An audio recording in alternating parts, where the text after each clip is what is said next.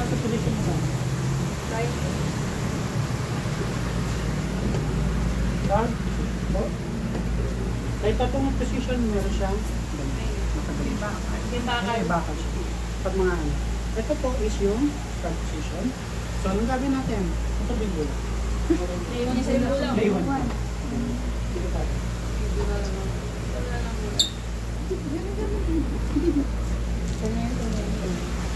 Uy, si Mrs. Smith nabuhay. Ibang Mrs. Smith. Bakit na idol ni Mrs. Smith? Okay? So, meron po tayong tinatawag na stereo film. Ito yung stereo film. Kapag maglilinis ka, kailangan naka-clean gloves ka lang. Pero kapag mag-actual ka na, kailangan mo gamitin ay stereo gloves. So, ibig sabihin, ito yung gloves mo.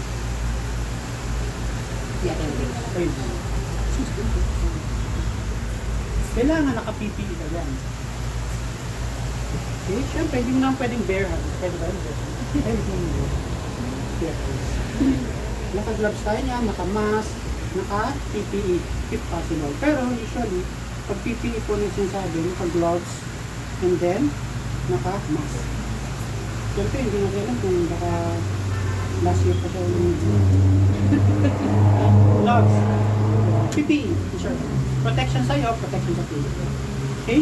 And then, sabi natin yung cotton mo na merong betadine. From Labia, Manora, 7, discard. Kuha, 7, discard. Bakit? Kasi po, ito is stereo food. Kaya ang ginagawa natin, 7, discard, 7, discard, 11, discard, 11, discard. Ganun po siya. Okay? So, ano ba mga kailangan natin? Bulak, betadine, ano ba? Tubig, sir, wala. Ano pang kailangan natin? Pwede naman. Yung ating poly catheter with urine bag. Okay? Poly catheter with urine bag, possible, kung pwede naman, kapag normal pag normal si patient, pwede mo lang i-digit or i-attach si poly catheter kay urine bag. Pero, kapag mga uro patient natin, o yung mga problem sa kidney, kailangan po is ano muna natin siya? I-kink or ipitin mo na siya using clip. Bakit? Kasi po, minomonitor natin ang output ng patient. Pag urine po kasi, normal urine output natin a day is up to 600 milliliters. Okay? 600. Ngayon, kapag si patient po is uro patient, o sabihin natin mayroong problem sa kidney, at unang tusok mo or unang insert mo, lumabas ka agad is 500, lumabas ka agad, kailangan mo siyang i-clip ka agad. Bakit? Kasi possible na ma-dehydrate si patient. Possible na mag-shock si patient. Possible na mamatay si patient. Bakit? Kasi po, ang nangyayari dyan, si kidney is parang ganito. Walang space para pasukan. Parang nadidrain. Nanunuyo. Natutuyot lang siya. Okay? So, si kidney, pag natuyot, wala nang papasukan siya. Possible for shock si patient. Pero, normal lang siya kapag nagdadialysis si patient. Kasi nga, yung ating dialysis, kapag sinabing dinadialysis si patient, ibig sabihin yung blood sa buong katawan niya is nag-circulate. Kasi po, ano po bang function ng kidney? Para mag-filter ng toxins sa katawan. And then mag-produce ng erythropoietin. Yung erythropoietin po ang nagpo-produce ng fresh red blood cells sa buong katawan natin. Ngayon, kapag si kidney may problem, ibig sabihin wala nagpo-produce ng erythropoietin na nagpo-produce ng red blood cell, na nagpo-produce ng ihi. Okay? Nagigets po natin? In short, pag si kidney is unfunctionable, ibig sabihin walang fresh red blood cell na magsisirculate sa buong katawan natin. Walang lalabas ng ihi. Kaya kapag tayo is nagdadialysis or sila nagdadialysis, ibig sabihin wala pong erythropoietin na pinoproduce si kidney nila. Kaya nagbibigay po sila ng epoietin, man-made erythropoietin para mag-produce ng fresh red blood cell. Ganon po siya. Okay? So, ibig sabihin, kapag 500 kagad yan, yung ating or kanilang kidney is, natutuyo. Ganon lang po siya. Kaya kapag 500 kagad siya, clamp, para makapag-produce ulit si kidney ng urine. Ngayon, kapag nag-produce na 5 to 10 minutes, i-unclamp mo siya.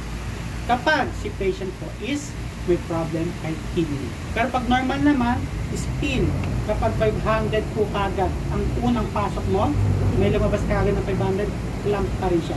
Para maging sure po tayo na hindi siya magsasya or hindi siya magkakaroon ng complication.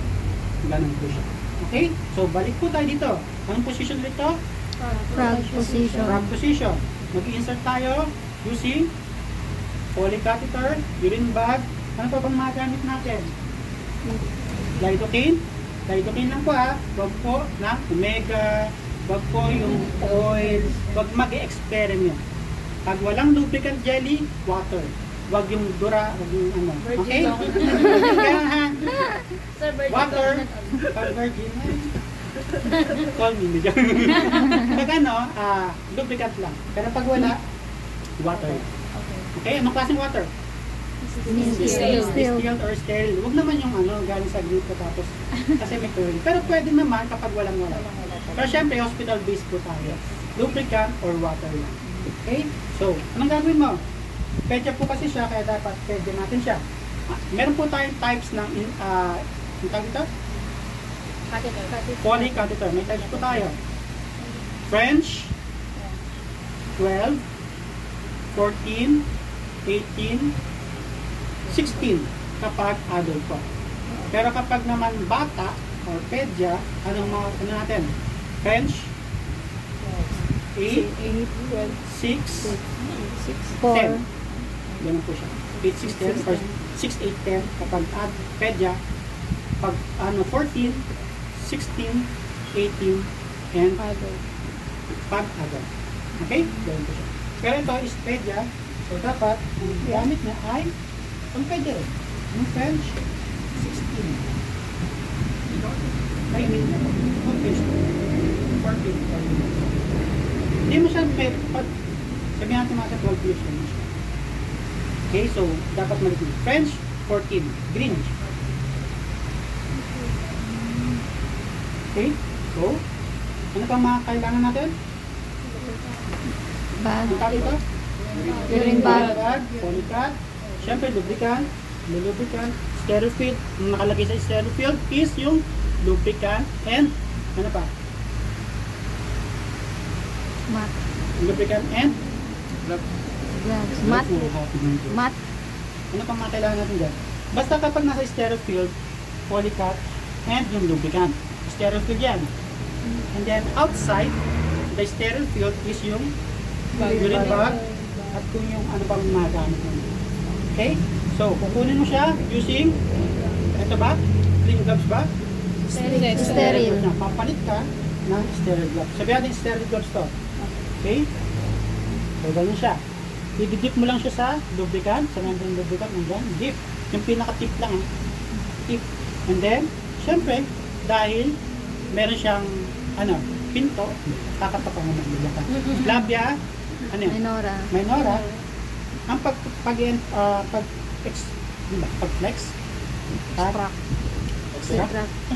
sabihin natin, pag-open natin is 2 fingers lang. Pag-open, 2 fingers, and then, insert. Yung malalim po.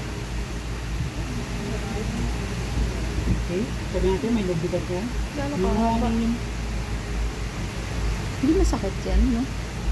Ano ba masakit yun? Gusto mo matry? So, may try natin. Hanggang sa dulo. Wag yung haba. Ito po kasi is for education purpose lang to. Kaya maliit lang siya. Pero ang totoong French 16, maganda po siya. So, baso agad dito. I-ubos ka lang. Gusto yung babaw. Hindi mo sa iubo. Isagad. Grabe naman. Sorry po. Okay? Hanggang dyan. Hanggang sa may mag-flow na ihi. Pag sa babae po kasi, meron siyang 3 butas. Alam mo ba? Ano yun? Yung una, Sa ihi. Ay, alam mo. Clitoris. Ano Wala pangalawa? mga babae, hindi na Ano alam. pangalawa? Lalaki din. Urethral. Sa menstruation. Ano? Urethral opening. Okay? Pangatlo, Anus. yung Anus. anus. Anus kagad? Hindi ba Anus. pwedeng vagina muna? Okay, so clitoris, urethral opening, vagina. Siyempre, nandito yung anus. Malayo yan, no? Okay? Bali up. So, yung 3 finger na sinasabi, nandito siya. Clitoris, urethral opening, and vagina. So, ibig sabihin, saan mo siya ipapasok? Vagina. Vagina? Sa pangatlo. Urethral opening. Pangalawa. Sa pangihi. Okay? Pangalawa. Pangalawa po siya. Doon siya. Okay? Clitoris is for, anong tawag doon? G-spot. Okay? Yun po yung ginigitara niya. Para lumabas ang semen. And then, sa urethral opening, ang lumalabas dyan ay ihe alone. Ihe alone lang. Kasi siyempre, meron din mga sa vagina, ang lumalabas ay Menstruation. menstruation and bata. Sa anus, ang lumalabas ay Ay. si tatay at saka yung dumibida. Ganon siya. Okay? Ganon siya. Mapasok siya sa urethral opening. Yan. Okay, after niyan, ang gagawin mo? Kukuha ka ng syringe with ano? 10cc syringe with, of course, 10cc water. Ang laki naman syringe.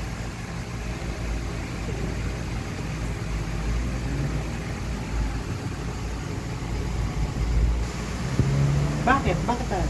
Kapag po ang gamit natin is with ano siya, tawag dito, with needle, ang gagamitin po natin with needle din. Pero kapag yung mga gamit natin is without needle, without needle, syempre ang gagamitin din natin is tatanggalin lang natin yung needle. Okay? Without needle, ang magiging itsura niyan, kapag with needle, i-retract natin ng konti para hindi siya mapusok. Okay? Mapusok ng needle. Pero pag without needle, kahit hindi mo ma-i-retract, pero still, magiging itsura niyan is ganito po.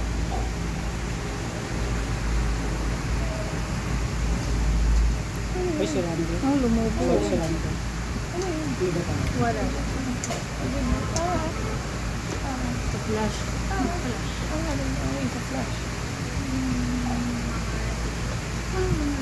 Ito, tinatawag po dito, 3-way polycatheter po siya. Ito po is yung pang urine analysis. Ito is yung pang urine na normal. And then ito yung pagpasok ng balloon. Ginagamit siya sa mga operation. Okay? Pero ito po lang itsura niya. Kapag 2-way siya. Lumulobo. Itong balloon na po ang magsiserve as stopper po niya. Para kapag hinugot siya, hindi siya basta-basta mabugot. Okay? Stopper po siya. Okay? And then kapag naka-balloon ka na, gagawin mo, iti-tape mo na siya. Using, ano? Packaging tape. Surgical tape. Medical. Yung Eucoplast. Eucoplast. Yung color brown. Eucoplast po siya. Ganyan siya. Tapos, i-monitor mo lang ang urine mo. Q2, QR, mga ganun po siya. Okay? So, kapag magtatanggal, anong unahin natin tatanggalin? Siyempre, yung pinaka-last mong nilagay. Ano ba pinaka-last mo? Yung Eucoplast. Eucoplast siya. Eucoplast mo lang. Kasi siyempre, kapag tinanggal mo na yan, ganyan ang itsura mo. Nandito pa rin siya. Okay? So, kapag tinanggal mo siya, tanggalin mo muna yung Eucoplast, and then, siyempre, tatanggalin mo yung balloon. Imaginin mo, di ba? Tatanggalin mo siya ng nakaballoon, big yan. Magbibig yan. Lalo na sa lalaki. Diba? Sa lalaki. Okay? So, tatanggalin natin ang balloon. Kung ilan po ang nilagay mo, ganun din ang lalabas.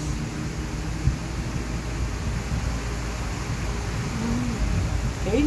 And then, sabihin mo kay patient, yung malalim po, hindi tanggal. Discard na lang. Okay? So, proceed po tayo sa lalaki naman. Sino mag-volunteer lalaki? Isang naman lalaki na. Uy, kailangan mo ipag ano kasi nirequest mismo to ng inin mo, ng employer mo. Sige. Ay, ng school nyo pala. Sorry. Sa lalaki naman.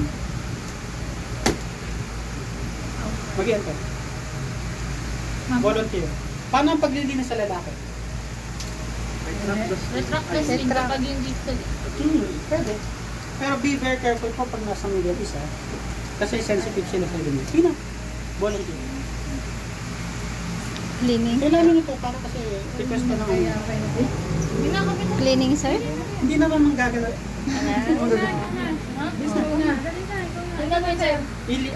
Step by step.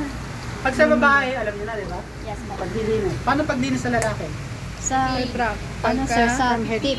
Sa hair. From head. Hinawa ka. Direct opening. O, syempre mag-gloves ka. Nyari may gloves. Paano ang hawak? Dalawa. Di ba sir ganito? Cocktail. Kasi para hindi siya magkaroon ng sensation.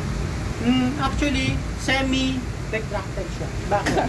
Kasi kapag hindi po siya retracted, makat down siya. Diba? Pag semi-retracted siya, mas mabilis ang pagpasok. Okay? So, sige. Insert. Using this one.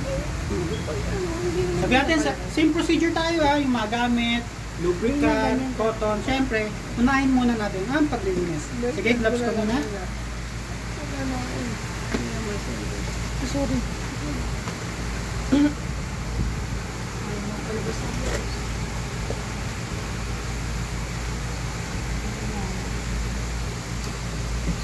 Colostum. Pwede naman pala si Colostum. Gloves ko muna. And then, linis. Anong paglilinis? Using betadine siya. Okay? From shop hanggang saan?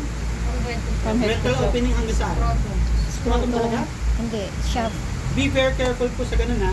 Dapat kung saan lang yung papasukan, doon lang nilinisan. Napansin nyo kapag naglinis ka ng vaginal, kung saan yung area na papasukan, doon lang po ang linisin. Hindi ko na nililinis to, hindi ko na nililinis to, hindi ko na nililinis to. Diba? Kasi ang papasukan mo lang as compartment. Kaya 7-11 technique. Pero pag sa lalaki, sige, hawakan mo, using cocktail handling. Ganun po siya. Ang paglilinis mo po, hanggang sa ulo lang siya. Ulo. Ganyan siya. Okay, pwedeng ganito, parang mas comfortable siya. Saan ka pa comfortable? Ganyan. Okay, so ang lilinisin mo lang, ibig sabihin, from the urethral opening hanggang shaft. Hanggang shaft lang siya. Okay? Pero kapag uncircumcised po siya, i-retract mo siya. And then, semi-retracted po siya, or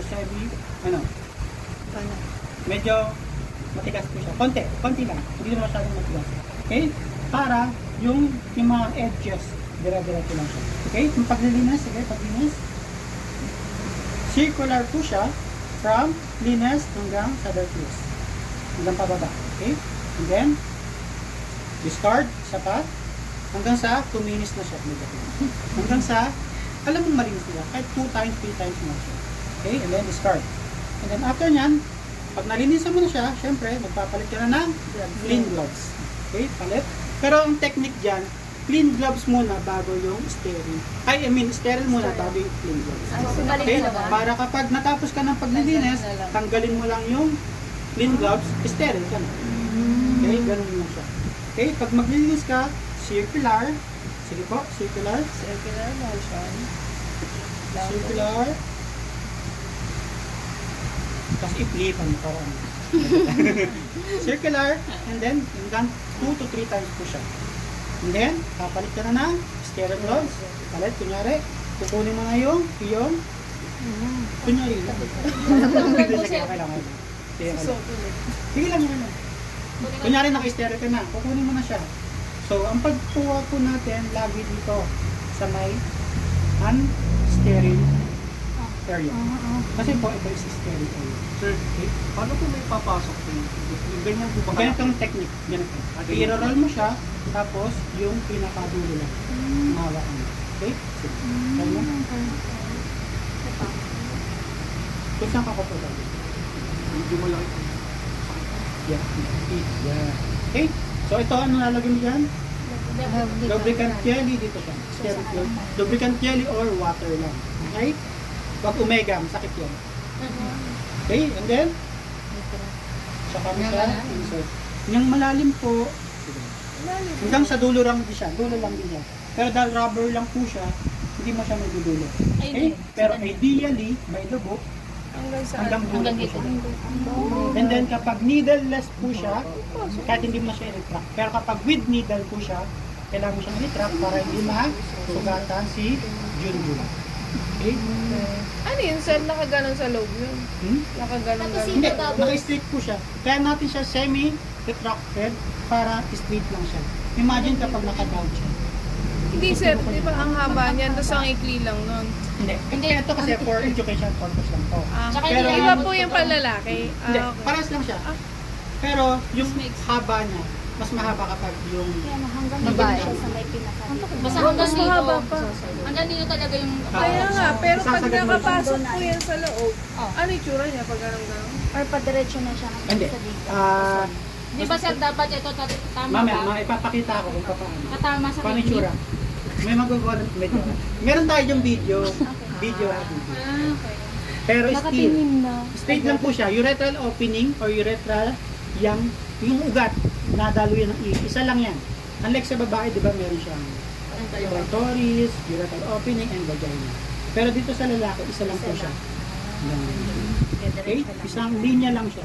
Diretso lang siya sa urethral or sa urinary bladder namin. Okay? Okay. So, sabihin natin, naka-insert ka na. Dulo. Anong gagawin mo na? Injection. Okay, lalagyan mo ng balloon. Yung kaninang itsura para serves as stopper. Pag nag-stop na siya, anong gagawin mo? Sige, sabihin mo, naka-stop na siya. Stage. Yan ba itatate mo? Ang itatate mo po. So, anong gagawin mo? Nakatayo pa rin ba siya? Mabagsak na. Ibabagsak mo siya. Ganun. Okay. Minahon ka na ha. Tulog mo na. Yan. And then, click dito. Okay. Okay? Then syempre, kapag magtatanggal ka na, anong gagawin mo? Tanggal ng tape, tapos tanggal ng bubble.